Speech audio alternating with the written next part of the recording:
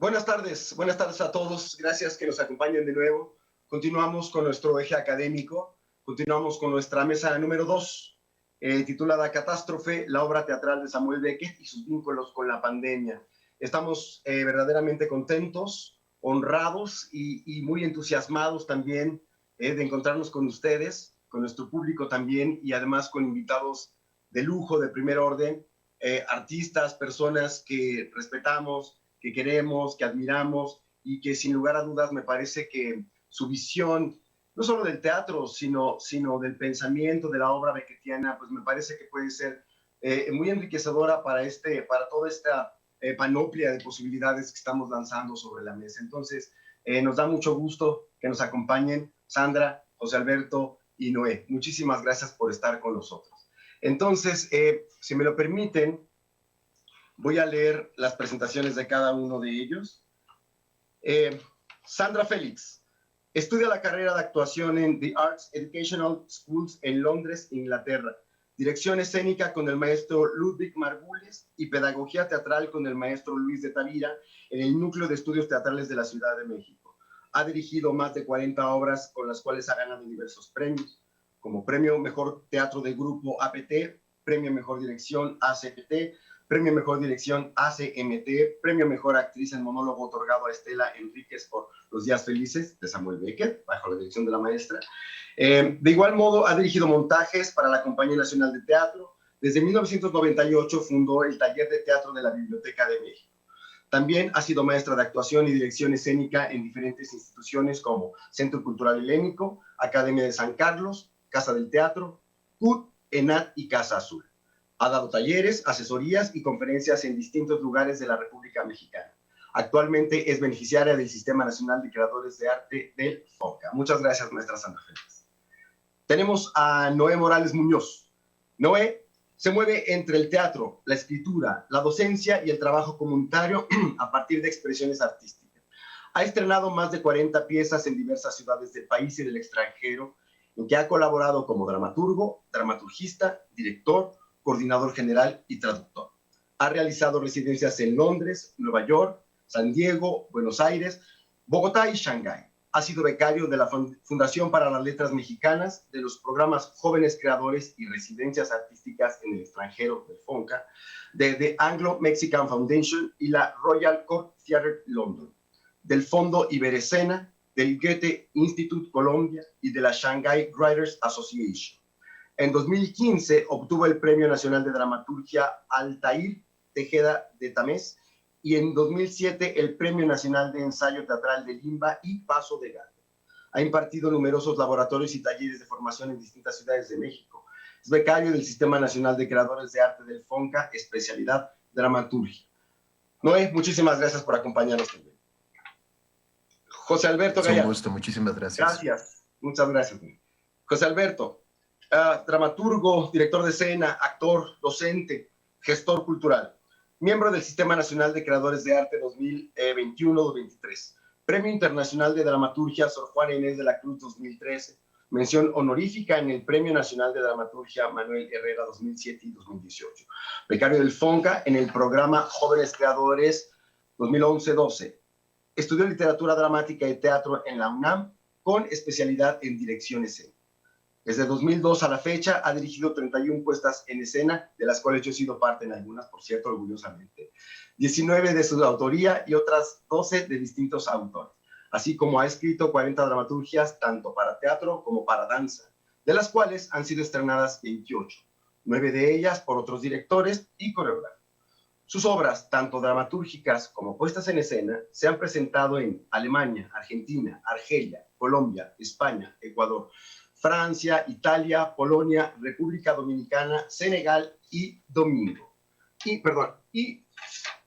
México, Senegal y México. Pues como pueden ver, entonces tenemos un programa de primera línea, tenemos un cartel verdaderamente de lujo, invitados muy importantes. Entonces, bueno, para entrar en materia, pues nos convoca un tema que me parece urgente poner sobre la mesa, que me parece además propicio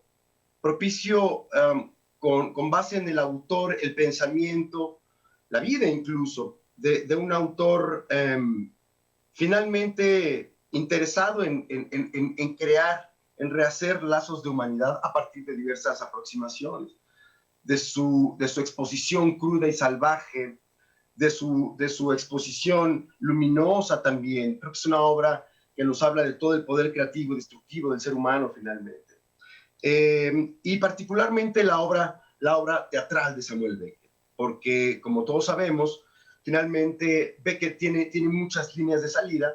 Una mente cósmica como él, evidentemente vertía todas sus intenciones expresivas en muchos medios que no solo son el teatro.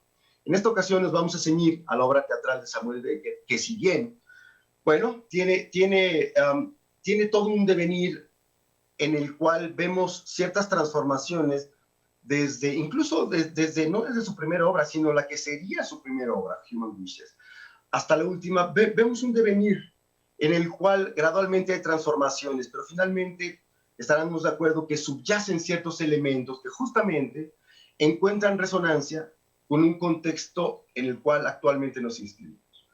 Un contexto brutal de un virus galopante que asola a la humanidad y que finalmente está orillándonos al replanteamiento, a la reconstrucción de sistemas, de funciones, de dinámicas que finalmente pues, son las que estarían posibilitando el proyecto humano como tal. Entonces, se ponen sobre la mesa temas que actualmente nos inquietan, ¿como cuáles? Como, bueno, la zozobra cotidiana, la incertidumbre, ni hablar de la espera, todo lo que ello lleva implícito. Esperamos que esto pase. ¿Cuándo podremos salir a las calles de nuevo? ¿Cuándo podremos restablecer el fenómeno presencial? La estrechez, el desempleo, la presencia de la muerte real y simbólica, etcétera. Yo creo que tenemos mucho miedo a contagiarnos actualmente. Pero yo creo que finalmente ya estamos contagiados y estamos enfermos, y no necesariamente de COVID, sino de todas estas ideas que he puesto sobre la mesa y que finalmente nos están enfermando. Pienso yo que el arte, si bien no puede curar un cáncer galopante, bueno, yo creo que de alguna forma sí puede funcionar como ese antídoto que, digamos, nos inyecte los anticuerpos para que, dolientes todos, podamos encontrar algo. Me parece que Samuel Beckett finalmente en esa gran resonancia pues nos pone sobre la mesa una serie de provocaciones y pareciera que asistimos todos a una obra del maestro, ¿no? Nos reflejamos en sus textos. Pienso en un texto de Hammett, final de partida, que dice: fuera de aquí solo existe la muerte, y de repente pareciera que tenemos esa idea si salimos a la calle. La controversia, el desgarro del tiempo y del espacio que nos generan una gran incertidumbre, una gran zozobra, y en fin, muchos otros temas, subtemas que se desprenden de todo esto. Entonces, si les parece, podemos empezar las intervenciones. Yo invitaría a hacer una reflexión abierta, libre primero, con relación a estos posibles vínculos que ustedes, maestros, puedan encontrar entre pandemia y obra teatral de Samuel Beckett, y si están de acuerdo. Maestro Noé Morales, te damos la palabra, maestro.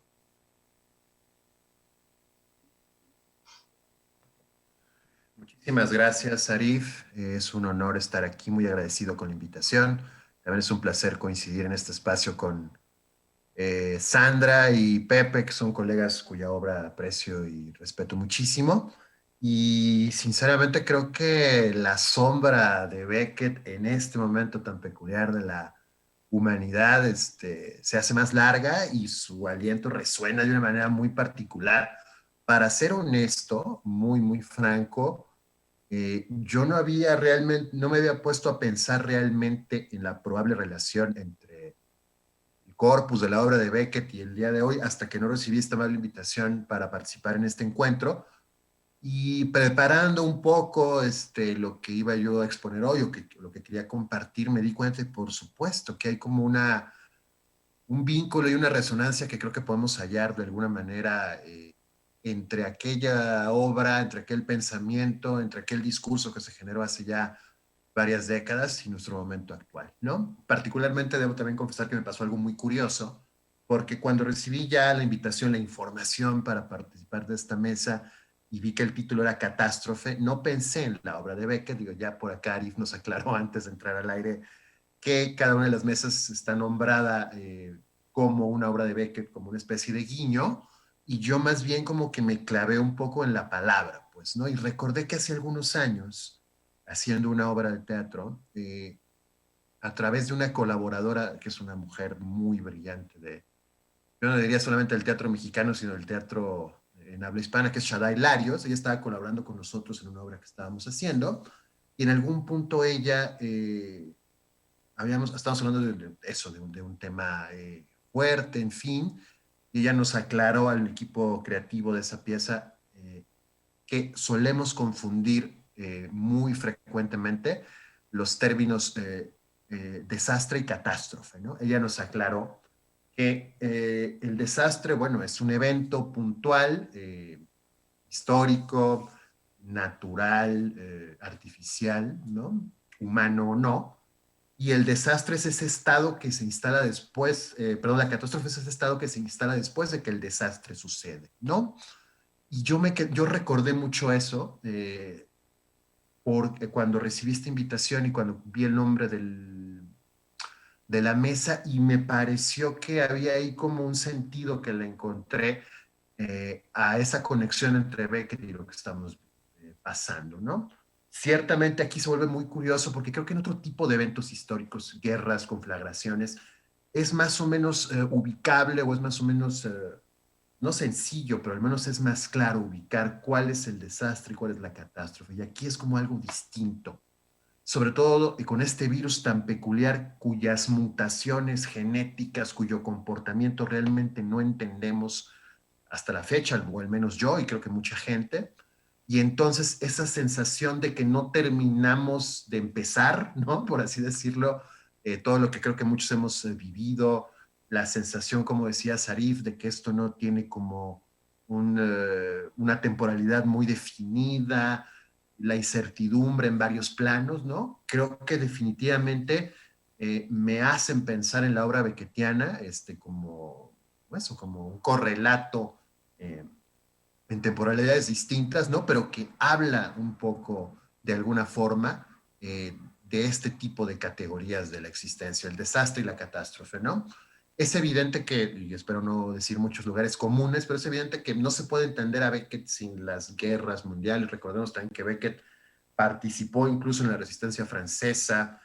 Es un evento, una conflagración que lo marcó mucho, ¿no? Y aunque sabemos que todo es multifactorial, que Beckett también le debe al pensamiento de sus contemporáneos, como Sartre, como Camus, también recoge frutos de las vanguardias de principios de siglo, en fin, nadie aparece de la nada y todo es multifactorial. Es evidente que no se puede entender su obra sin ese antecedente de la guerra, ¿no? Y de la posguerra, por supuesto, hablando justamente de este asunto diferencial entre catástrofe y desastre. Yo siento que en este momento en el cual tenemos tantas preguntas sobre la mesa y hay tanta niebla sobre nuestra perspectiva, nuestro panorama próximo, ¿no? En el mediano, en el corto, incluso en el largo plazo, como nombraste muy bien, Arif, la recesión económica, todo el asunto relacional, nuestros vínculos que se reconfiguran, perdón, a cada rato por esta situación. Creo que alcanza, digamos, al menos a mí me alcanza para evocar a Beckett en una cuestión muy puntual. Eh, Encontré buscando en mis archivos electrónicos una cita de Martin Esslin, que es este crítico irlandés, que es uno de los grandes estudiosos de la obra de Beckett, ¿no? Que escribió lo siguiente, y voy a citar muy brevemente. Dice Martin Esslin: ¿cuál es la esencia de la experiencia de ser? Se pregunta Beckett. Y a partir de esa pregunta empieza a quitar todo lo que no es esencial. Y ve que también se pregunta, ¿cuál es el significado de la frase yo soy yo mismo? Y a partir de eso se siente compelido a tratar de distinguir entre lo meramente accidental y lo que es la esencia de las personas. Y a mí eso me parece algo vital y que creo que al menos yo de una manera muy personal, pero también es algo que he compartido y conversado con gente allegada, gente que también algunos se dedican al arte y otros no. Creo que esta pandemia, esta crisis tan peculiar, el hecho de que sea un organismo microscópico que nos haya devuelto y nos haya puesto en la frente nuestra vulnerabilidad, tiene que ver con estas preguntas que Martin Esslin se señala o señala en la obra de Beckett, ¿no? ¿Qué es esa esencia? Beckett, digamos, tuvo como la atingencia y, digamos, la característica muy puntual de que prácticamente toda su obra teatral sucede en lugares neutros, no en geografías identificables en ningún país, en ninguna ciudad en concreto, sino que son espacios de indefinición, tal y como indefinición tenemos en este momento, ¿no? Esto que marca Esslin, que él quita y va deslavando todo hasta que queda solamente esa esencia, que es absurda, por supuesto, que es absurdista.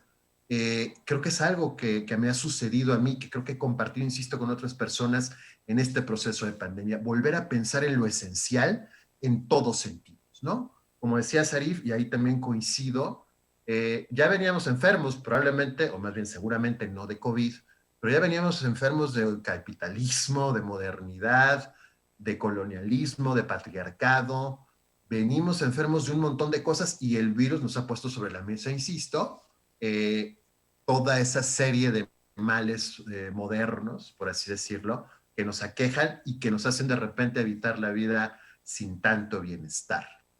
No estoy seguro, es un comentario muy personal, por supuesto, y de que el arte sea quizás el territorio para aspirar a aliviar todo eso, pero sí para hacernos preguntas sobre esa esencia. Sí para situarnos en un lugar de cuestionamiento y yo diría de conversación social en torno justamente a esa esencia o esas esencias que hemos dejado de ver por la vorágine en la cual nos movemos generalmente todos y todas en esta etapa de la historia, como también aquello que quizás hemos perdido y que quizás sí podemos recobrar, ¿no? ¿Qué es eso esencial que queda o puede quedar después de que esto pase? ¿No? Ya es una frase hecha, un lugar común decir, cuando esto pase, mira, tú y yo nos vamos a encontrar, tú y yo vamos a ir a comer, tú y yo nos vamos a ir de fiesta, vamos a ir al cine, pero no sabemos cuándo va a suceder en concreto. Y eso creo, al menos desde mi perspectiva, podría servirnos a quienes hemos tenido de repente, por ejemplo, el privilegio de podernos quedar en casa y trabajar a distancia. Eh, Creo que es una buena oportunidad para hacernos esas preguntas, ¿no? ¿Qué queda? ¿Qué puede quedar? ¿De qué podemos como desproveer, digamos, en nosotros mismos en este momento tan puntual? Y qué miraríamos? ¿Qué queremos mirar o qué estamos mirando en este proceso de pandemia que, como bien sabemos, ha durado prácticamente todo 2020 y que seguramente todavía se extenderá al menos por unos meses más? Yo son preguntas que me he estado haciendo durante este tiempo y puntualmente, insisto, me han resonado de manera mucho más clara desde que recibí esta generosa y amable invitación para participar en esta mesa.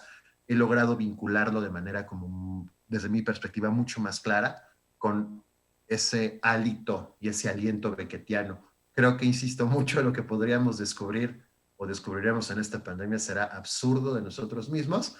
Ya, digamos, nos corresponderá a cada uno de nosotros y nosotras ver qué hacemos con eso, ¿no?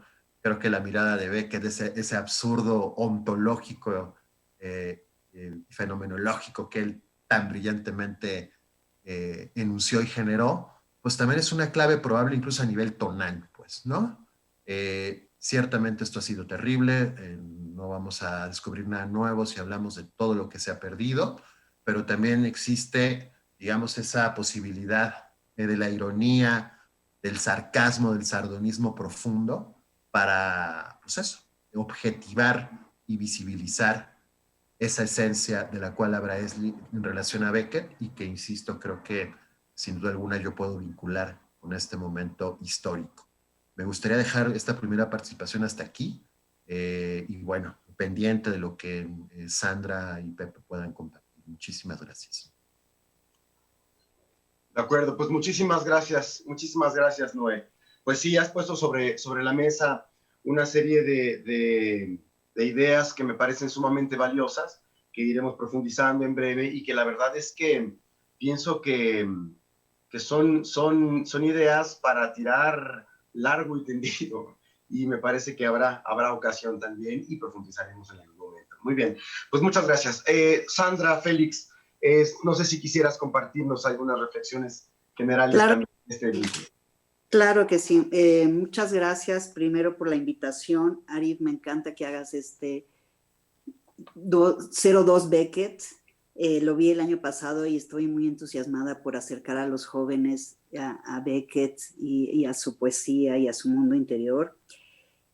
A Pepe Gallardo también lo admiro mucho, y a Noé Morales. Muchas gracias por compartir este día con nosotros en esta mesa y poder hablar del mundo de Beckett y el mundo de la pandemia que estamos viviendo. Me pasó un poquito lo que a Noé, cómo vincular el mundo de Beckett con el mundo de la pandemia. Y ahora que Noé decía de esta enfermedad de males modernos, me preguntaría también qué diría Beckett de estos males modernos que estamos viviendo, de estas enfermedades nuevas, del consumismo y de otros males que nos aquejan.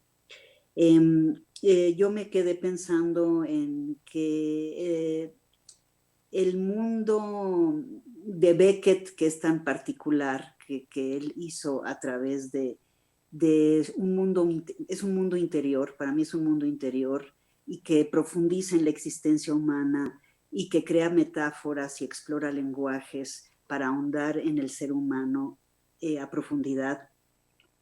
Beckett, en ese sentido y en el sentido en el que estamos ahorita, en el mundo de esta pandemia, donde nos empezamos a tomar conciencia de nuevo de nosotros mismos, donde pusimos un stop a este mundo, a esta vorágine, a este tráfago de mundo que corre y que va de un lado al otro sin sentido.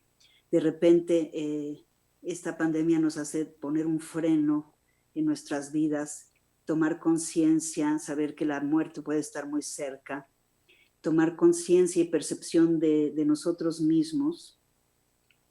Y dice Beckett que una de las observaciones humanas más temibles es cuando nos enfrentamos a nosotros mismos, y es como mirar al abismo. Eso dijo alguna vez Beckett en una entrevista. Y yo quería un poco recordar también un momento de Beckett que fue crucial en su carrera artística, en su escritura, que fue un momento de crisis que tuvo como a los 39 años, y que esa crisis le valió más adelante hacer la última cinta de Crap, porque él se encontraba fracasando en sus publicaciones, se iba a tomar alcohol a los bares de Dublín, sin saber qué estaba pasando con su propia obra, por qué no la publicaban, por qué no la aceptaban.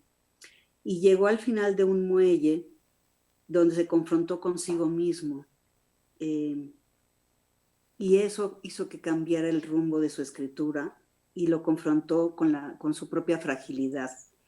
Y en ese sentido creo que nosotros, al confrontarnos con esta pandemia, este momento de fragilidad, donde podemos morirnos, cualquiera de nosotros, o donde nos da miedo socializar, o donde nos da miedo y tenemos toda esta incertidumbre, también es un momento que nos puede permitir cambiar de rumbo a buscar otra vez la esencia de la vida, la esencia de las cosas que valen la pena. Yo quiero tomar aquí un texto de la última cinta de Crap,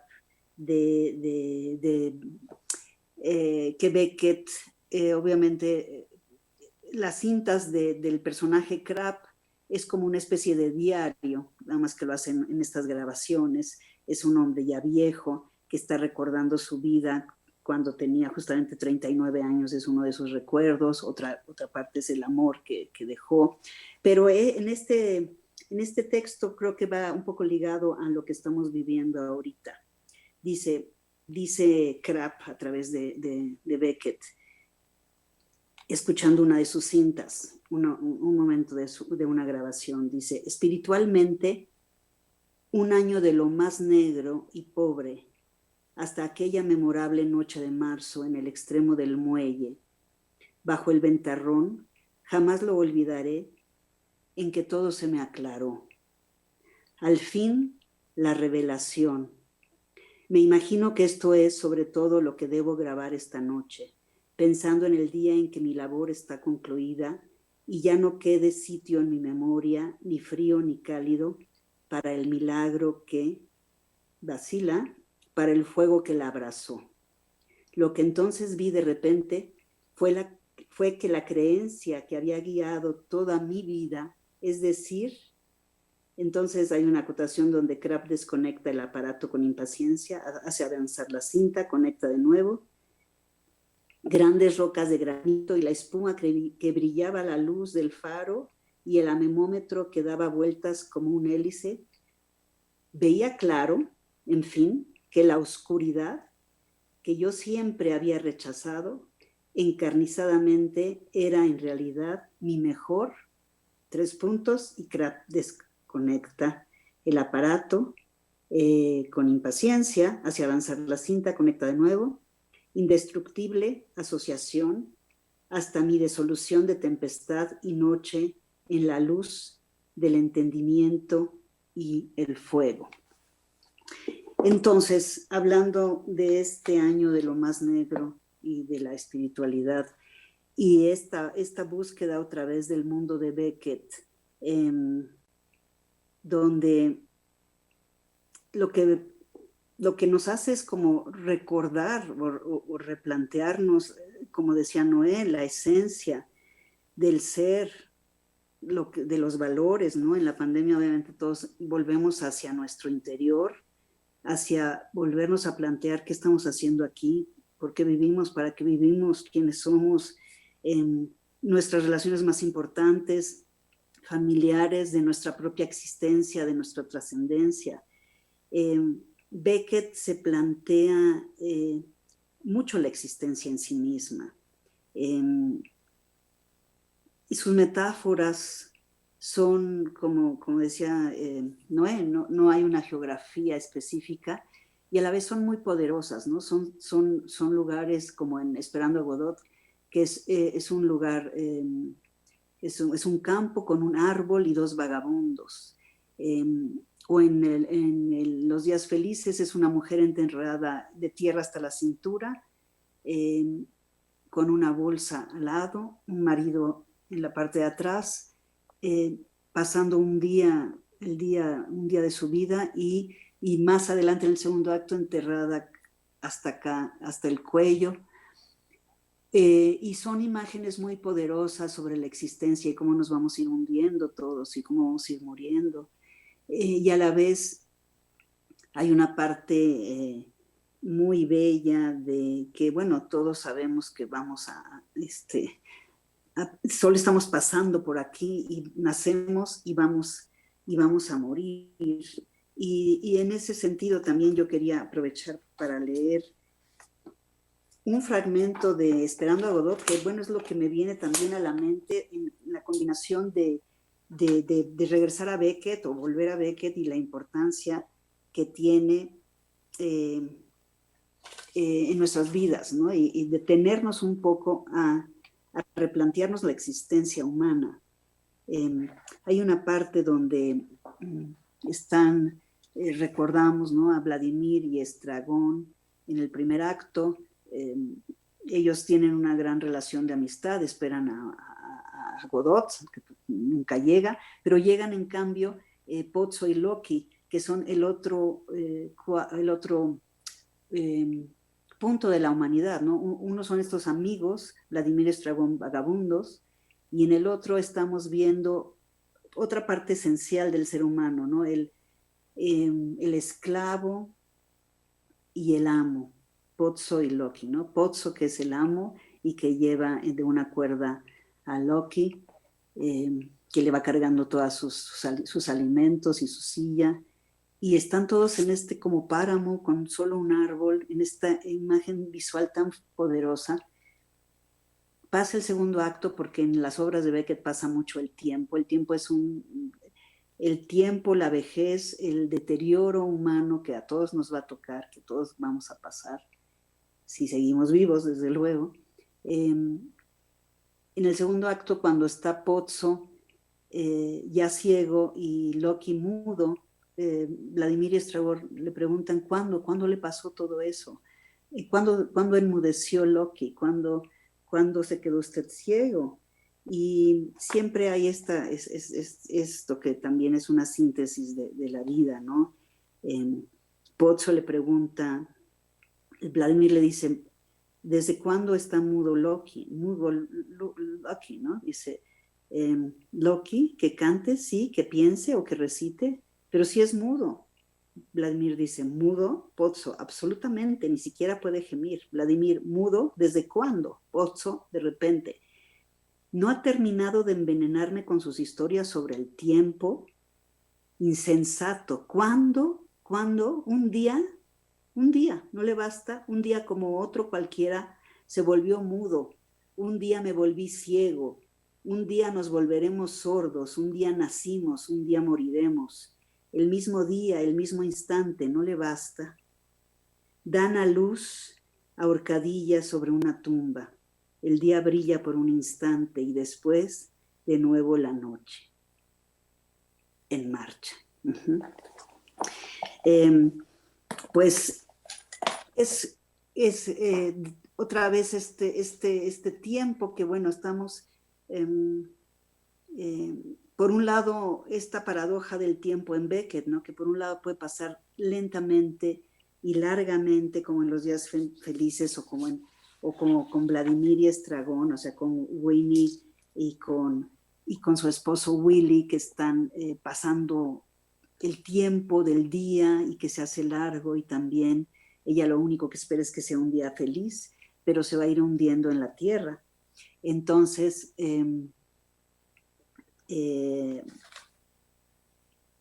pues quería comentarles que pues esto me hizo recordar un poco mi propio montaje, y les quería enseñar una foto aquí de Los días felices y de Winnie en el momento que lo hicimos, hace muchos años cuando éramos jóvenes, pero estábamos todavía imaginándonos, bueno, y queriendo mucho este mundo tan conmovedor que tiene Beckett y de sus personajes, ¿no? Aquí está Willy, su esposo, en la parte de atrás. Bueno, pues yo quería nada más para finalizar y hablar, que pueda hablar Pepe, nada más recordar un poco que Malca Rabel aquí escribió algo muy, muy, muy poderoso también sobre esto de los personajes beckettianos, y hablaba de esta mujer enterrada. Decía, desde luego esta mujer hundida en la tierra no está paralizada del cuerpo sino del alma, no la mantiene sin movimientos la enfermedad sino el destino, la vida que a todos nos hunde en cierta inmovilidad, en cierta incapacidad de luchar hasta que la muerte nos hunde en la tierra para siempre, dijo Malca Rabel en 1992. Claro, es contundente y es categórico y pareciera que no nos deja salida, pero pienso que Beckett, el mundo de Beckett, el mundo beckettiano y el mundo que estamos viviendo, el mundo beckettiano en ese pesimismo del que se habla, y en esa crudeza, pero que también está lleno de sentido de humor y de compasión, nos da un mundo entrañable, nos hace esto, volver a la esencia de nosotros mismos, a la compasión humana, a las relaciones que se vinculan, como Vladimir Estragón, o como Winnie y Willy, o como Pozzo y Loki inclusive, o como el propio Krapp en su última cinta, con sus recuerdos y sus memorias que lo hacen vivir y revivir momentos y pasar su día. Pues creo que tenemos muchos vínculos y nos podemos seguir asemejando al mundo de Beckett y en esta pandemia, y aunque no hubiera pandemia, seguiríamos tomando parte de esta visión tan humana y tan compleja que nos dio Beckett, además de explorar el lenguaje en miles de maneras, la palabra, el sonido de la palabra, todo lo que nos aportó y nos sigue aportando, y a pesar de, o con pandemia o sin pandemia, o con guerra o sin guerra, como decía Noé, también él estaba en el contexto de la posguerra en Francia, inclusive tuvo una medalla por estar en la resistencia francesa, y podía ver su mundo desde un panorama de ver todo el mundo y qué había pasado con esa desolación humana que puede ser la guerra, y a la vez tener esperanza y seguir adelante, ¿no? Y decir vamos. Algo también que plantea mucho Beckett en sus obras es el suicidio. Obviamente siempre hay una puerta tal vez que no toman los personajes, que es el árbol y la soga en Vladimir y Estragón, o en Winnie Willy la pistola, donde Winnie no se suicida. Entonces algo hay de la vida que es duro y que ahorita lo estamos viviendo, y que a la vez nos da como tiempos para reflexionar y valorar y apreciar la vida de nuevo, ¿no? El estar cerca del contagio o de la muerte o de que la vida cambie drásticamente también nos hace amarla, y creo que Beckett es alguien que ama y mucho la vida y la valora, ¿no? Por lo mismo. Bueno, creo que ya ya no sé, sí, creo que eso, por ahí voy. Muy bien, maestra, claro que sí, pues como siempre aportando muchos elementos, y me parece que con toda la visión, la experiencia, el conocimiento que tienes, y además el conocimiento sensible de montar a Beckett y estar en la resonancia, en la corporización de su palabra y su pensamiento. La verdad es que brinda también ahí mucha conocimiento y una experiencia que es muy importante comunicar, compartir, me parece a mí, ¿no? Me parece que has tocado un par de puntos muy importantes, ¿no? El evento del muelle de Dunlor, que es finalmente donde radicalmente cambia y encuentra y encausa una voz auténtica a Samuel Beckett en términos de la posibilidad de significación y del uso de su palabra, etcétera, ¿no? Muy bien. Bueno, avanzamos. José Alberto Gallardo, maestro, adelante.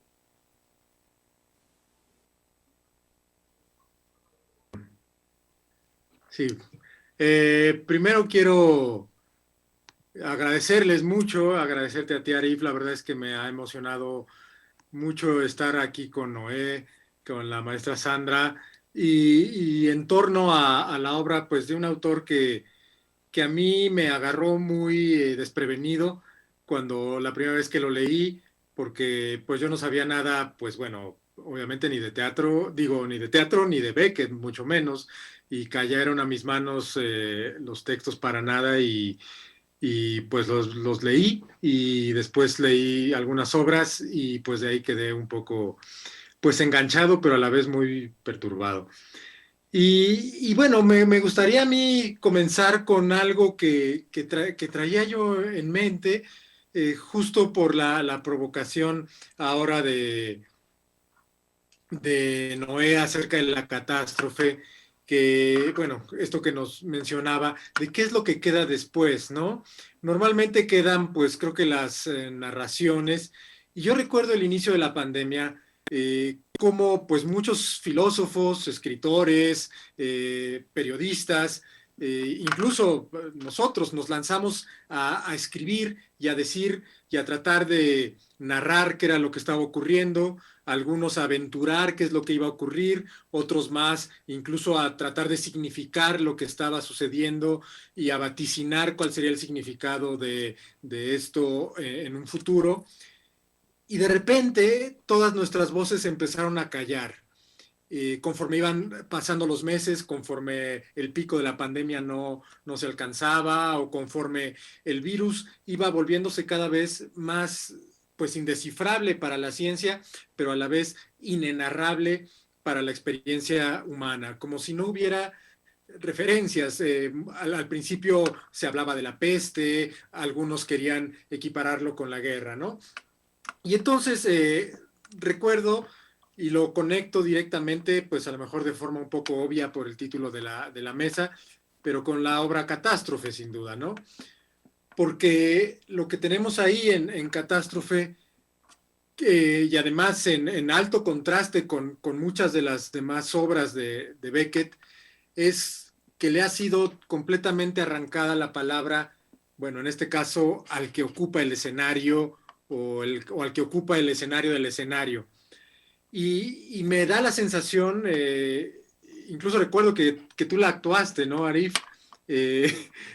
Recuerdo la posición del director, que bueno, tiene unos textos muy escuetos, pero porque creo que no alcanza a descifrar qué es lo que tiene enfrente, que alcanza solamente como a saber que dentro de ese cuerpo en decrepitud, dentro de ese cuerpo que está viniéndose abajo, está todo el significado de una catástrofe, pero que no hay palabras o referentes para nombrarlo, para narrarlo.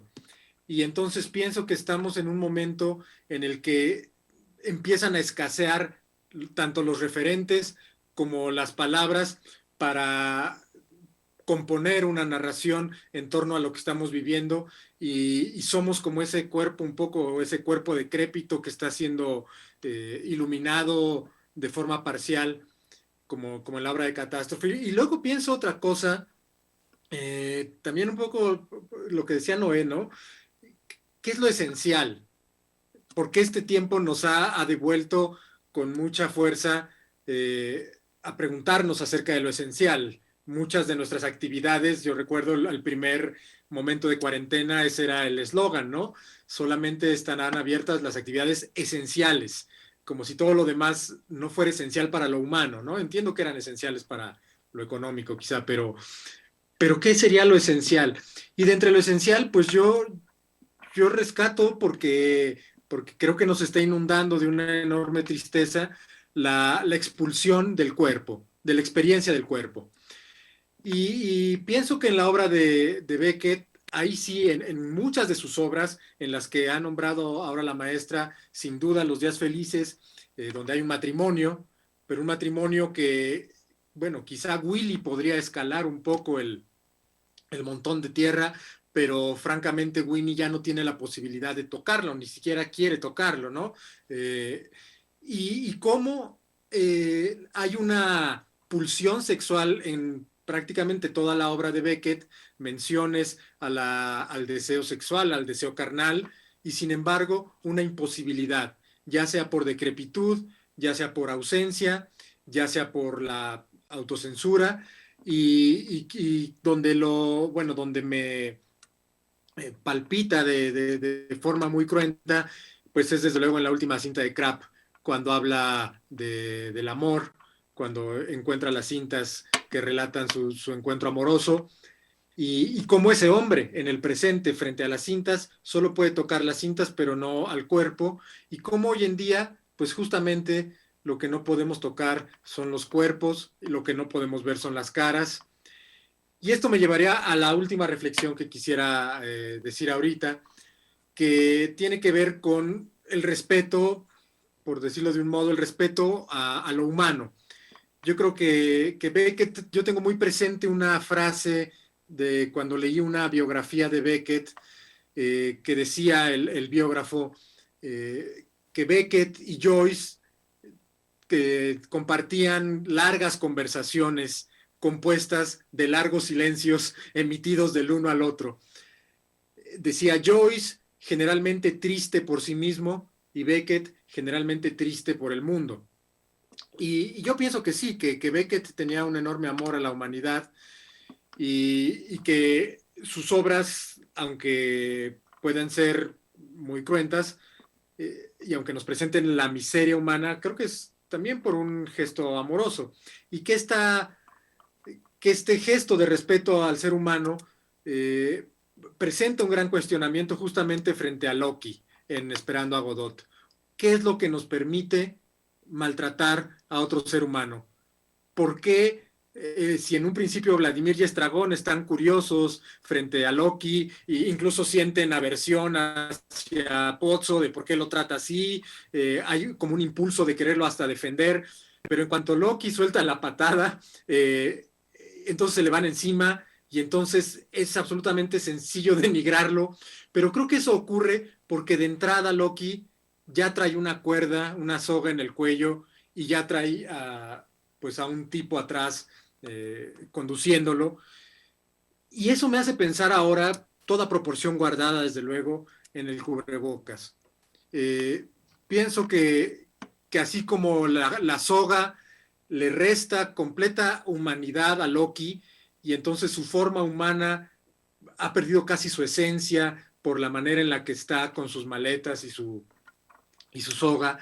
Y entonces, como el cubrebocas, a mí me asusta esto y lo he pensado y de pronto leyendo, releyendo, esperando a Godot, me hizo una fuerte vibración. Es que no sé si va a ser más fácil ahora maltratar o matar incluso a un ser humano porque ya no tiene rostro y porque la experiencia de empatía del cuerpo a cuerpo se está evaneciendo. A mí me aterra que eso se extienda como normalidad y entonces sea necesario una empresa de rescate que yo creo que, bueno, una muy buena sería poner las obras de Beckett en escena.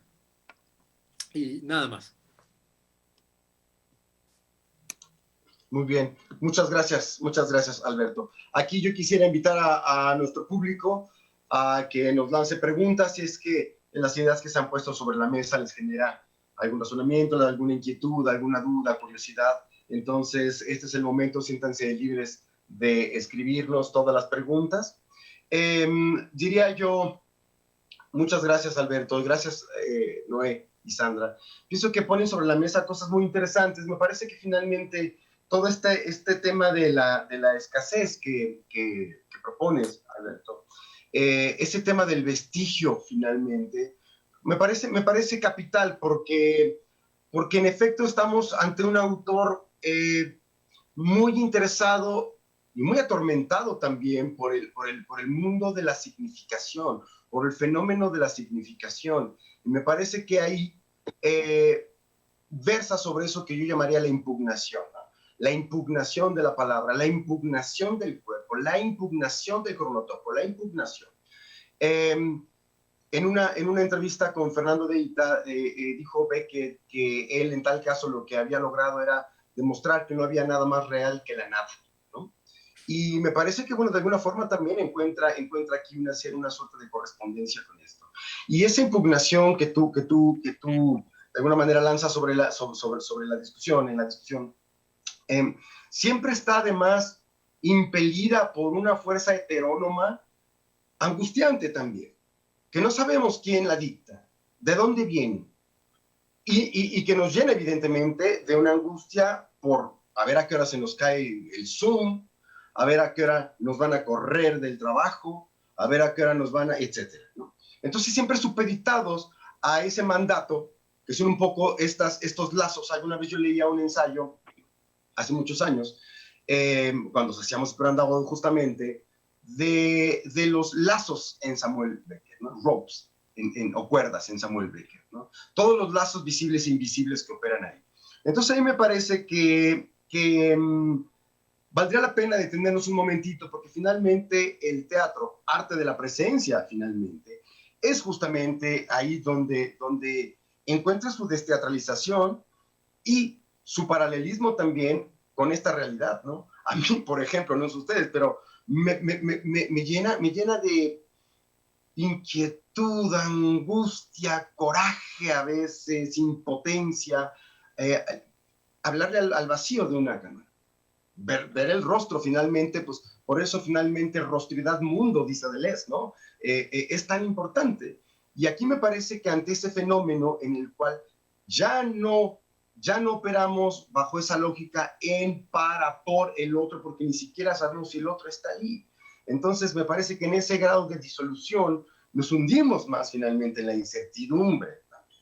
Al grado de entonces, en el devenir de la obra de Beckett teatral, encontrar esa evanescencia de la que tú hablas, ¿no? Al grado de terminar con una boca, nada más. Al grado de terminar con un montón de basura en una obra que dura cuestión de minutos, punto, nada más, y se acabó, ¿no? Entonces me parece que podríamos detenernos un momentito, si les parece, en ese fenómeno de la alteridad y cómo opera esta disolución del vínculo, de la impugnación de todos estos factores en este contexto. Entonces, Noé, no sé si quisieras tú aportar algo al respecto sobre este fenómeno. Sí, con todo gusto. Yo me quedé pensando, y creo que tiene relación con lo que señalas ahora al final, Arif, en algunos aspectos de lo que generosa y brillantemente compartieron Sandra y Pepe.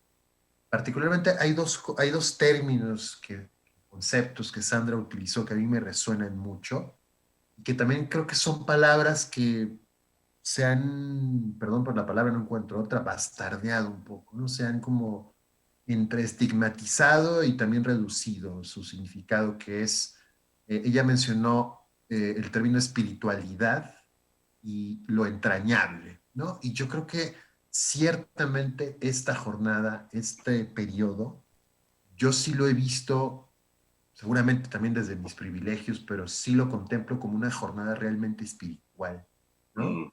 Y no en un sentido irresponsable, insisto, no en un sentido fútil, no en un sentido banal, sino que realmente esta coyuntura, porque ciertamente, insisto, es algo microscópico lo que nos ha puesto contra la pared, ¿no? Eh, es eso, es una jornada de preguntas respecto a esa esencia de lo que somos, pues, ¿no? En ese sentido yo lo objetivo como espiritual y creo que también, como mencionó José Alberto, pues sí, eso que Beckett nos puso delante en su obra dramática, en su poesía, en todas sus novelas, etcétera, es precisamente un abismo, ¿no? Que a veces, por supuesto, que da miedo, ¿no? Pero que creo que también puede ser liberador, pues, ¿no? Creo que toda esta idea también que Sandra nos comparte en relación al suicidio y todo eso, es algo que Beckett construyó, y ahí creo que parte de su genialidad, de una manera compleja y que nos deja ver esos conceptos o esos problemas de lo humano desde varias perspectivas y ángulos, pues, ¿no? Por eso creo que ciertamente es espiritual esta jornada y a ver ante qué abismo nos posamos, ¿no? Cuando esto finalmente se acabe, entre comillas, o el mundo se acomode un poco en su eje nuevamente. Y creo que también es entrañable en un sentido literal y simbólico, ¿no? Entrañable, insisto, no solamente desde la inmediatez y puerilidad qué bello, ¿no? De lo bello, de lo hermoso, de lo bonito, entre comillas, sino lo entrañable como lo que es víscera, y eso que es víscera y que es nuestro y que es nuestro interior a veces no nos gusta, ¿no? A veces realmente hasta nos repulsa, ¿no? Entonces, creo que esos dos términos, esos dos conceptos que Sandra nos compartió para mí muy sabiamente, están en la obra de Beckett y creo que se conectan muy, muy, muy directamente con este momento, al menos en mi experiencia, pues, ¿no? Así los trato de ver incluso, aunque haya días, por supuesto, más oscuros que otros, ¿no? Y algo de lo que dijo Pepe también me interesó de manera peculiar, y creo que tú lo recogiste muy bien, Arif, en tu argumento, que es cómo se han problematizado, se han radicalizado las experiencias problemáticas en relación al cuerpo, ¿no? Y creo que eso también, de alguna manera, también está en Beckett, no solo en él, pero también en él, ¿no? Que es que efectivamente, pues bueno, nuestros vínculos relacionales, sensibles, pero también corporales, se han ido reconfigurando, reacomodando y replanteándose durante todo este tiempo en que algunos quienes hemos podido, hemos establecido relaciones laborales o hemos mantenido nuestros vínculos afectivos, o al menos algunos de ellos a través de la pantalla, a través de esas tecnologías del yo, como los llamó Foucault, ¿no? A través de esa tecné que no sustituye la experiencia, evidentemente, del cuerpo próximo, del cuerpo allí, pero ciertamente es lo que nos queda, pues, ¿no? Es un territorio en el que hemos estado y en el que algunos de nosotros incluso pues hemos hecho algún tipo de apuesta relacionada con lo teatral o al menos con lo creativo, ¿no? Yo creo que ciertamente eso está en Beckett, eso está en la última cinta de Krapp, ¿no? O sea, él creo que atinó a ver en su momento histórico, en el momento en que produjo la mayoría de sus obras, cómo esas tecnologías eran un territorio simbólica y metafísicamente, yo diría, muy potente y muy complejo. Pues y lo estamos viviendo al extremo en este momento, donde llevamos, quienes insisto, podemos trabajar desde casa, meses y meses de sesiones de este tipo de plataformas, en donde, bueno, pues eso, suceden una serie de cosas que yo no me atrevería a adjetivar ni a calificar, que simplemente son, ¿no? Que, digamos, podemos incluso llegar a tener conversaciones como esta, al menos para mí lo es, trascendentes, significativas, ¿no? Como también, por supuesto, podemos tener experiencias muy banales, pero eso ya pasaba antes, ya pasaba allá afuera, cuando estábamos juntos y juntas,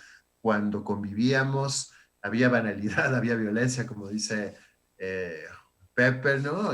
Ya nos matábamos, ya no importaba mucho la vida en más de un sentido, sobre todo en este país en que vivimos nosotros de manera muy particular. Y bueno, ese absurdo realmente profundo, metafísico, insisto, ontológico que Beckett construyó a lo largo de toda su década, de sus décadas, perdón, como autor de obra tan variada y contrastada, eh, está puesto ante nuestros ojos con las particularidades de esta época. Como dice Sandra, ¿qué hubiera escrito él en este momento? No sé, si me hubiera antojado mucho y sin, por supuesto, querernos comparar, o al menos yo, bajo ninguna circunstancia, bueno, quedará en quienes nos dedicamos a esto, a la escritura o a la creación, ¿no? Para el arte, el tratar de dar cuenta de esto, que sin duda alguna es muy complejo. Es un momento, creo yo, insisto, en el que confluyen un montón de cosas que al final me devuelven al absurdo, y yo diría un absurdo espiritual, para tratar de vincular esto que Sandra, insisto, nos compartió como reflexión. Eso es lo que podría decir en este momento. Sí, de acuerdo enteramente contigo. Pienso que en ese absurdo también agregaría yo, hay un fenómeno de lo brutal risible. Ve que tiene un poema que dice, en su traducción, por lo menos la de Times, dice, de frente lo horrible hasta hacerlo risible de alguna forma, ¿no? Y pienso que ahí de alguna forma radica ese juego absurdo, ¿no? Que bueno, finalmente Beckett renunció de ese adjetivo. Están llegando ya por aquí algunos comentarios y preguntas. Leo el primer comentario que dice, saludos y gracias por estos eventos. Este año comencé a leer a Beckett y efectivamente vi un significado en la espera, a que mejore, y seguimos esperando a otro Godot en pandemia. El reflejo de lo humano desde la vastedad de lo austero, lo casi invisible, la miseria de la vida, la muerte como un final absurdo. Bueno, pienso que finalmente parte de los objetivos de Beckett México y de estos eventos es la divulgación de la obra de Beckett y acercarnos también a nuevos públicos. Me parece que Beckett no es privativo, me parece que Beckett no es exclusivo tampoco, finalmente. Entonces, yo creo que es una experiencia muy grata y entre más público podamos tener, creo que más posibilidades de encontrarnos tenemos. Aquí hay una pregunta para Noé, dice, ¿cuál es la diferencia para ti entre catástrofe y desastre? Para ti. Pues mira, yo me quedé mucho con esto que, insisto, en su momento en un proceso de creación nos compartió Shaddai Larios, porque la obra que hicimos tenía que ver con eso. Yo era dramaturgo y de hecho al principio de la obra, que se llamaba La forma que se despliega, que era una adaptación de Veronese que hicimos con Jorge Vargas, se establecía esa cuestión, ¿no? Uno de los personajes, una de las actrices decía, solemos confundir los términos y hay que aclarar lo siguiente. La catástrofe es eso, es el evento en sí que supone un parteaguas que, digamos, instala de alguna manera el caos, y la catástrofe es todo lo que, todo ese proceso o ese momento posterior a cuando esa situación puntual sucede, ¿no? Por eso decía yo hace un momento que me parecía que esto que esta pandemia en particular era complicado en este momento ubicar dónde empezaba uno o dónde terminaba uno y empezaba el otro, porque como también dijo Pepe muy atinadamente, no sabemos un montón de cosas, hemos ido descubriendo como ciudadanos comunes, pero también los científicos, también los economistas, también los políticos, etcétera, etcétera, cómo esto, pues eso, se va comportando y se pueden establecer algún tipo de patrones para relacionarnos con esto, digamos, de la manera más segura posible, pues sabemos que no, sabemos que ha sido complicado y por eso creo que es muy difícil en esta pandemia, vuelvo a lo mismo, ubicar qué es qué y qué es lo otro, pues, ¿no? Es como yo lo entiendo. Así establezco la diferencia entre desastre y catástrofe. Ok, gracias, Noé. Otra pregunta que dice Erika Mora. Hola, me quedo pensando en el mal espiritual y el amor de Beckett por la humanidad al hablar de ello. ¿Cuál sería el mensaje que dar al espectador al montarse Beckett en estos tiempos? No sé si maestra Sandra, que tienes también, sé que tienes algunos proyectos marchando de Samuel Beckett actualmente, ¿quisieras tomarla? El mensaje que daría Beckett en estos tiempos. ¿Cuál sería el mensaje que dar al espectador al montar Beckett en estos tiempos? Pues partiendo de que es un poeta de la escena, que las metáforas que se logran al montarlo, cada quien, como cuando uno lee un poema, a cada quien le llega de una manera. Creo que la resonancia que puede tener hoy en nuestro tiempo y en diferentes momentos de la vida, en el futuro o hace unos años, creo que es una resonancia también íntima y es personal, obviamente también de comunidad. Yo me regresaría un poco a mi prepa cuando yo leí primero Esperando a Godot, que me marcó muchísimo porque estaba yo en la búsqueda de la identidad y para mí fue muy clara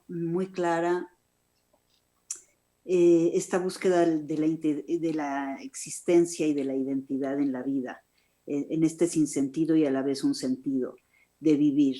Y que después, cuando monté Los Días Felices, también fue una necesidad personal verla porque sí estaba pasando por una separación de un matrimonio y me sentía muy abrumada y muy deprimida por lo mismo.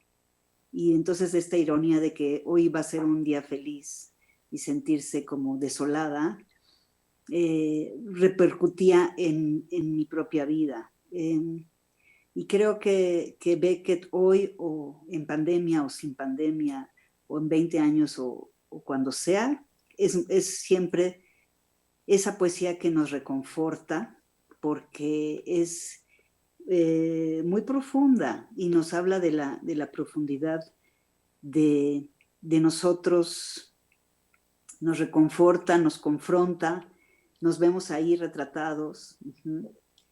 Decían que las presas en la cárcel vieron una vez una función de Los Días Felices y decían, ahí está mi mamá cocinando.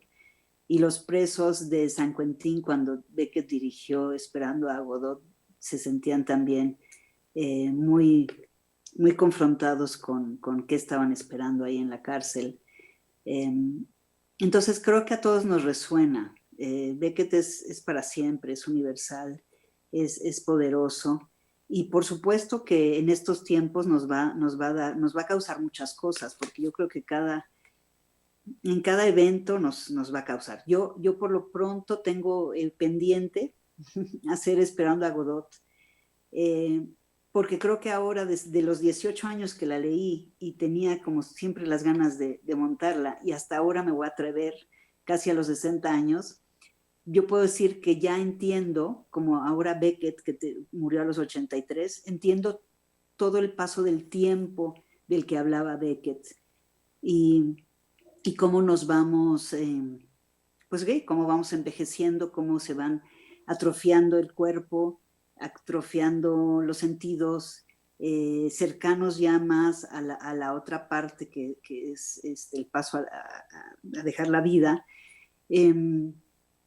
Entonces creo que a todos nos puede otorgar algo. La última cinta de Kraft va a ser todo un reto porque también es sobre un viejo que rememora y pienso que pues entre más pasa la vida, creo que más vamos comprendiendo gente tan sabia como Beckett, ¿no? O Chekhov, ¿no? Que cuando éramos más jóvenes, pues entendíamos una parte, obviamente una parte importante también sobre la existencia, pero a la medida que uno va pasando, pues va encontrando otros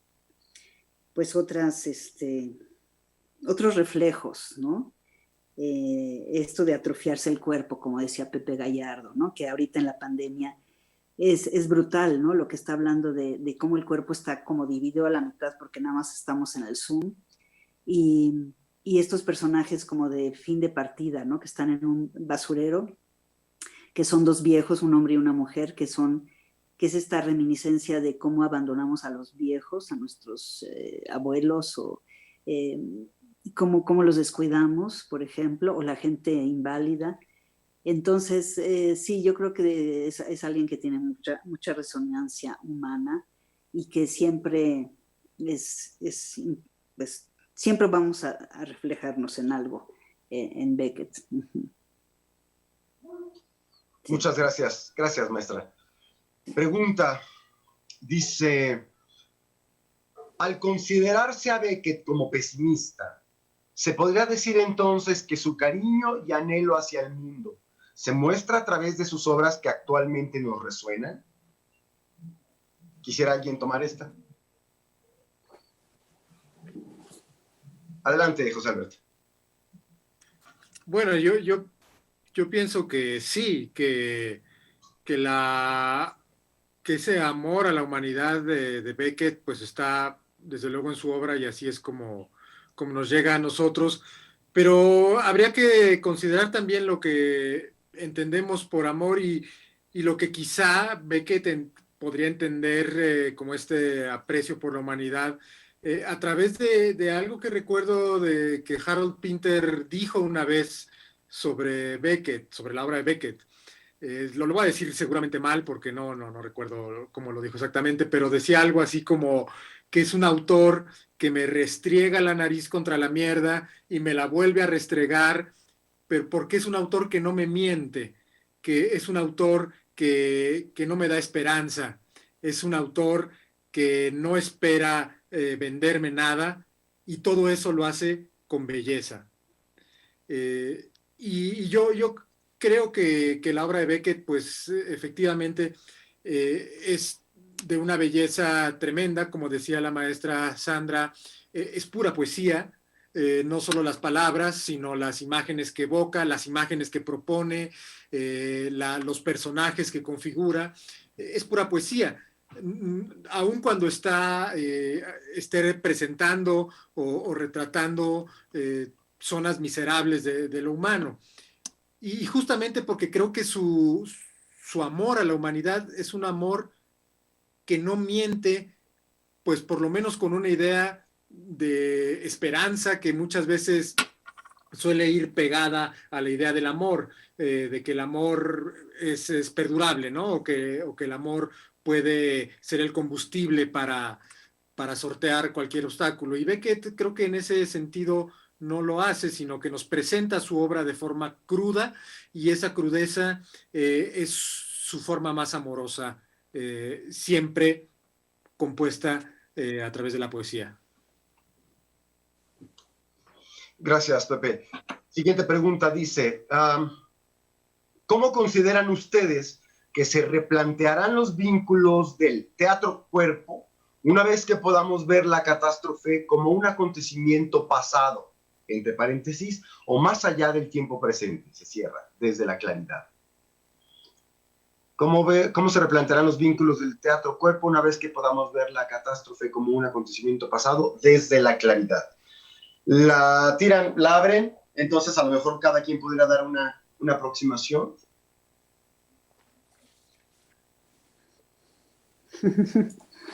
¿Qué dices, Noé?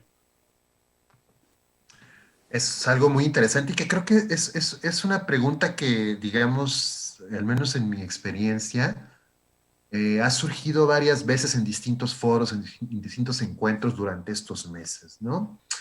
Eh, no me atrevo a jugarle al futurólogo, para ser honesto y para ser, pues eso, es muy realista, pero a mí particularmente es algo que me entusiasma, ¿no? Hace poco me hicieron una entrevista donde más o menos se abordó esta cuestión y yo les decía, bueno, de entrada quizás es un asunto de mi personalidad, que no soy muy purista, ¿no? No me considero alguien conservador o trato de no serlo en varios sentidos. Y a mí la posibilidad de que el cuerpo, insisto, eh, se represente a través de estas estrategias de las tecnologías, a mí me puede parecer interesante, eh, digamos, explorar desde lo que yo más o menos sé hacer, que es teatro, ¿no? Sin precisamente aspirar necesariamente a más bien mudar de profesión o de lenguaje, sino de encontrar esas resignificaciones del cuerpo a través, insisto, de estas tecnologías, a través de la pantalla, ¿no? Creo que de alguna manera es un territorio que creo que puede ser muy fértil, supongo, intuyo, ¿no? Alguna vez se lo comentaba a un colega, ¿no? Yo creo que cuando nosotros empezamos hace algunos meses a usar, por ejemplo, esta plataforma de Zoom, ¿no? Algunos hemos hecho obras que funcionan para estas plataformas. No sabíamos absoluto, yo no sabía cómo chatear, no sabía, ahora ya lo he incorporado, úsese la palabra y entiéndase de una manera también literal, lo he incorporado a mi cotidiano y ya es algo que estoy seguro de que cuando esto, digamos, como dice la pregunta, sea parte del pasado, me va a costar trabajo salirme de ahí porque ya lo tengo totalmente incorporado. Yo sé que si yo hablo al mismo tiempo que otra persona, nos vamos a encimar, no se va a entender. Si yo veo que mi interlocutor está teniendo problemas de conexión, sé qué hacer, o sea, ya forma parte de mi día a día, ¿no? Y lo he pasado al cuerpo, ¿no? Una experiencia, digamos, sensible que tiene que ver con el cuerpo y a mí me parece que ahí hay un algo, pues, ¿no? Y es algo que he compartido con otras personas, que no me parece que sea exclusivo mío el sentir que esto va ganando un terreno en el cotidiano más allá de lo meramente funcional, de, lo necesito para comunicarme, para trabajar, para seguir viendo gente, no, tiene que ver como con una experiencia de sentido, pues, ¿no? Y al final, eh, Beckett hablaba de eso también, ¿no? Eso, de experiencias de sentido. Yo me atrevo a decir que ya hay algo, ahí hay un territorio, le decía a mi colega, yo creo que cuando los conquistadores en la era del descubrimiento llegaban a América o a África y se bajaban de los barcos y decían, ¿qué es esto? Yo creo que nos pasó un poco a nosotros así, ¿qué es esto del Zoom? ¿Qué es esto de las... ¿Cómo podemos hacer lo que antes hacíamos más o menos? ¿Cómo podemos adaptarlo? ¿Cómo podemos resignificarlo a estos lenguajes? Habrá quien no le interesa y por supuesto que es muy respetable. A mí me entusiasma juntamente porque lo encuentro desafiante, encuentro que es algo que no conozco, que no domino y me interesa meterme esa zambullida, ¿no? Como por ahí también decía Sandra, colocarme ante ese abismo como Beckett nos colocó ante tantas cosas, ¿no? Abismarse, que insisto, a veces solo se suele usarse en su acepción oscura o negativa, para mí puede ser también muy desafiante y muy interesante para mí, ¿no? Alberto, yo veo tu trabajo y desde un inicio me rototraigo como a tus primeros trabajos y siempre el valor del cuerpo ha sido fundamental. Siempre has hermanado con la danza y siempre ha habido un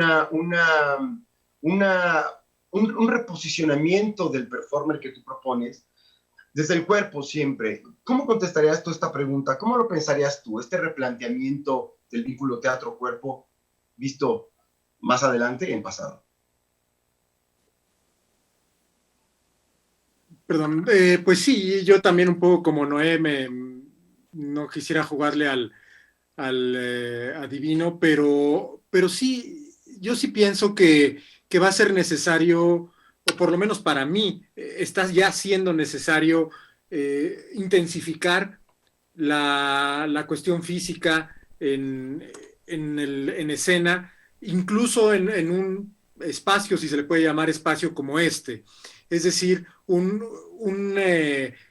amplificar las vibraciones del cuerpo me parece que va a ser primordial, porque también creo que empiezan a caer en el olvido, probablemente no para las personas de nuestra edad, pero para los más jóvenes empieza a ser un poco natural el que el cuerpo ya no vibre, el que el cuerpo esté detenido y que esté confinado a una silla o a una pantalla o a creer que toca y percibe y se enreda con el otro cuerpo solo a través de los dedos que chatean, ¿no? Entonces, a mí me parece que, por lo menos para mí, será primordial y muy necesario que los cuerpos vibren con una mayor intensidad en cualquier espacio de representación o en cualquier espacio donde se haga público al cuerpo. Uh-huh. De acuerdo. Sandra, ¿quisieras agregar algo a esta pregunta que en realidad es abierta? Sí, bueno, exactamente la pregunta no la acabé de captar, pero si se refieren a lo que está pasando, bueno, en Zoom, como decían, hemos todos empezado a explorar el Zoom y hecho teatro en Zoom en vivo, que le llamamos, y ha sido algo muy, muy divertido y retador. Es como seguir jugando de diferentes maneras a la teatralidad o a la comunicación con el otro, con la gente, y crear en equipo algo juntos y algo que pueda ser lúdico y creativo, propositivo. Hay una parte que se acostumbra el cuerpo, nos acostumbramos a todo menos a no comer o algo así, dicen. Bueno, nos acostumbramos a muchas cosas y que tiene su lado positivo porque nos evitamos todo el tráfico y este tipo de traslados inútiles, pero ciertamente también nos quedamos como viviendo solo en una parte del cuerpo, ahora sí como personajes beckettianos, a la mitad de un cuerpo. Y sí, lo que dice también Pepe, ¿no? Que es alguien que se dedica al teatro corporal y a mucha gente de los jóvenes que están atrofiándose un poco su corporalidad y sus deseos y sus sensaciones, pues esperemos que podamos seguir adaptándonos en este momento, pero no dejar la otra parte, ¿no? O sea, poder combinarla. Y yo, ahora que he salido un poco más en estos días, siento una disociación del cuerpo y del traslado de no sé, a la plaza comercial a ir a comprar algo y ver a la gente. Hay algo extraño y nuestra corporalidad se atrofia. Entonces, pues, bueno, encontrarle la creatividad a las cosas, nada más, ¿no? Y no dejarlas, y no abandonarnos. De acuerdo. Yo pienso, dando mi propia respuesta, fundándome en el autor que nos convoca, yo siento que hay una dinámica ahí absurda justamente ante la que el mismo Beckett nos expone nuestra condición, nuestra realidad. Y ese juego perverso, absurdo, yo creo que tiene que ver con la capacidad de fascinarnos, de entrar en una inercia y de caer en el olvido. Y desde esa desmemoria, la necesidad de un evento determinado por razones varias, insospechadas a veces, que nos reactiva. Y entonces, otra vez el proceso inicia. Fascinarnos, la inercia y el olvido. Y a mí me parece que esa dinámica absurda es en la que Beckett nos encierra también y nos dice, ahí están, como el perro que se muerde la cola finalmente, ¿no? Un poco como estos personajes de Actos sin Palabras que viven en unos sacos y un aguijón entra y los aguijonea, los pica literalmente y salen al día y hacen su rutina cotidiana y se lavan los dientes y entonces hacen su jornada, rezan sus ejercicios vuelven al saco, siguiente y lo mismo, y así pareciera el juego eterno. Entonces pareciera que también hay una dinámica ahí que yo diría, ¿qué pasará? Nos volvemos a fascinar cuando salgamos a la calle, a correr, a hacer ejercicios, a abrazarnos, a tocarnos cuerpo a cuerpo, caeremos en la inercia y entraremos de nuevo en el olvido. Pienso en aquella escena, en aquel pasaje de Esperando a Godot, en la que caen los personajes, caen al suelo, se acordarán, en segundo acto, y no se pueden levantar, no se pueden levantar, están los cuatro tirados. Además es una escena muy divertida, muy cómica, con ese humor del que hablaba Noé, de ese humor, pues del humor de las mentes cósmicas, es que es la ironía, ¿no?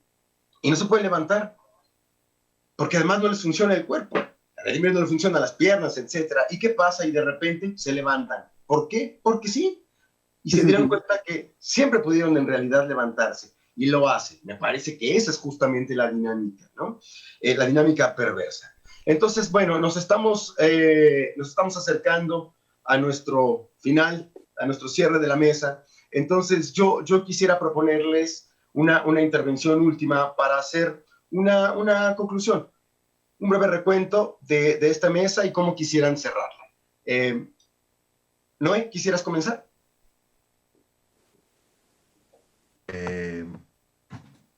Sí, muchísimas gracias. Quisiera también reiterar mi agradecimiento. Ha sido un encuentro y una conversación, la verdad, que yo valoro y aprecio mucho. Perdón, me salió aquí una leyenda. Sí, hay algo con lo cual me gustaría cerrar y que es algo que de verdad no había yo pensado y que se me está revelando en este momento como con una certeza muy particular, que tiene que ver con cómo yo puedo hacer el vínculo entre esta situación de pandemia que estamos viviendo y el eco de Beckett a través del tiempo. Hace ya varios meses estaba yo precisamente escribiendo y generando, trabajando en una obra con un grupo que se hizo en Zoom. Y por supuesto, en esos entonces yo pasaba horas y horas sentado, como decía Sandra, ¿no? Como decía Pepe, atrofiándome el cuerpo, viendo solamente un recuadro, un encuadre del cuerpo de los otros, y pasaba horas allí. Y en algún momento, un día, una tarde, pues eso, dije, no me hice de comer, no tengo nada, voy acá, yo vivo aquí en la colonia Narvarte, en Ciudad de México, voy por algo preparado y vengo porque voy a seguir, ¿no? Estaba yo totalmente ensimismado en la pantalla, era uno con la pantalla.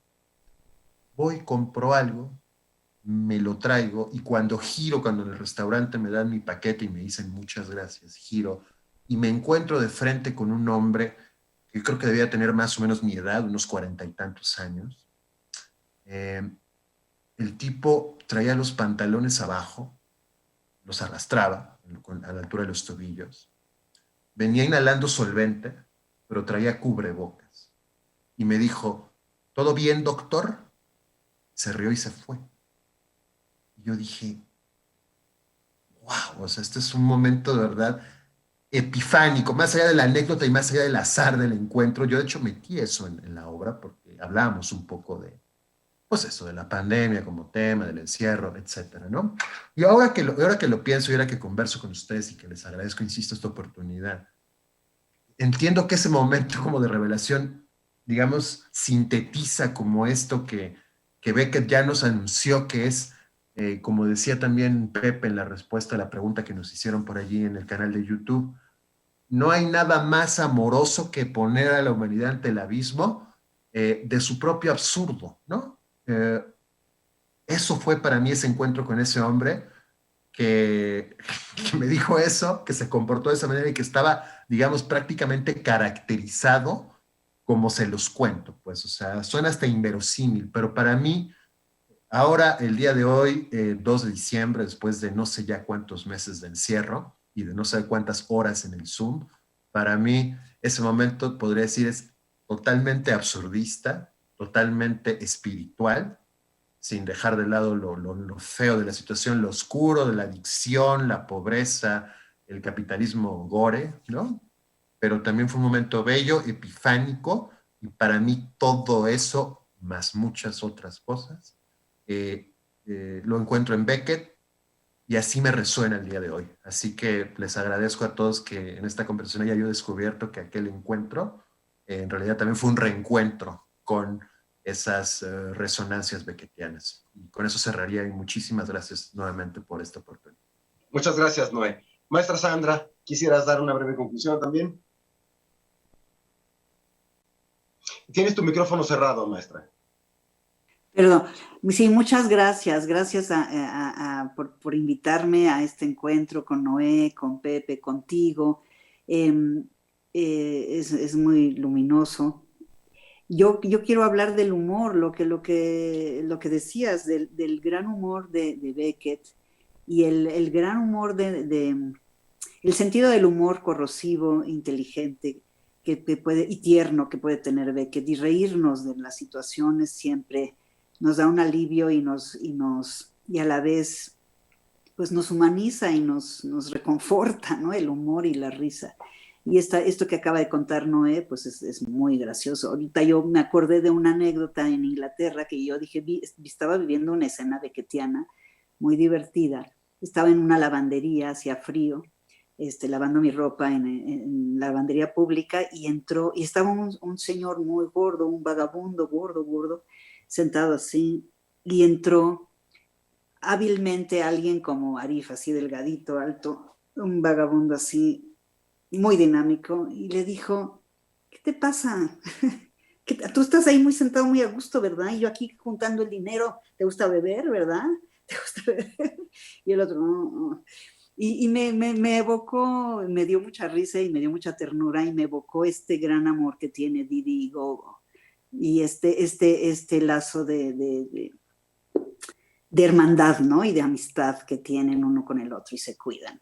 Y pues así, recordar pues que en todos lados podemos sentir esta visión del mundo de beckettiano y replantear, que está ahí, que está en nosotros, ¿no?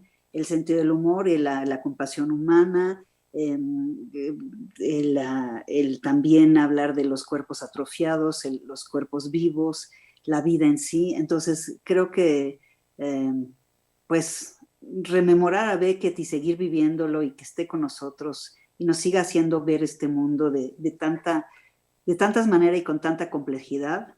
Y por otro lado también hay una cosa que oprime el corazón del mundo beckettiano, también esa parte oscura y triste y tristona, pero también combinada con esta parte tan alegre y tan viva de reírnos de nosotros mismos, ¿no? Muchas gracias. Gracias. A todos. Muchas gracias. Gracias, maestra. Alberto. Pues nada, quiero pues primero agradecerles mucho a ti, Arif, a Noé y a Sandra, porque ha sido muy, como decía Noé, entrañable y espiritual esto. Y solo recordaría esa primera obra que yo monté de Beckett también, pues con mucha inocencia, yo creo. El final de Fragmento de Teatro 2, cuando dos investigadores están ayudándole a un hombre a decidir si merece morir o vivir, y al final uno de ellos se acerca y le seca una lágrima y dice que viva por esto, por ejemplo. Y vamos, yo creo que la poesía de Beckett, o sea, toda su obra poética, teatral y narrativa, que toda es poesía, justamente versa sobre lo innombrable de lo humano y esto que no podemos nombrar ahora en la pandemia, por ejemplo. Pues muchísimas gracias, muchas gracias a los tres. Ha sido un verdadero gusto, un privilegio estar con ustedes. Y pues ya vamos grabando el siguiente montaje beckettiano, ¿no? ¿Qué? Muy bien, muchas gracias. Vamos a cerrar. Yo nada más quiero invitar al público a que nos acompañe a las 7. Tenemos el eje performático en la plataforma fixstream.com. Ahí a las 7 tenemos el Jam Beckett 1, que es proyecto Melpomene. Y después tenemos el proyecto Quad en el eje profesional, en la dinámica profesional. Los invitamos, por favor, es gratuito, nada más tienen que inscribirse en la página de Fixstream. Muchísimas gracias a todos, hasta la próxima. Gracias. Gracias a todos.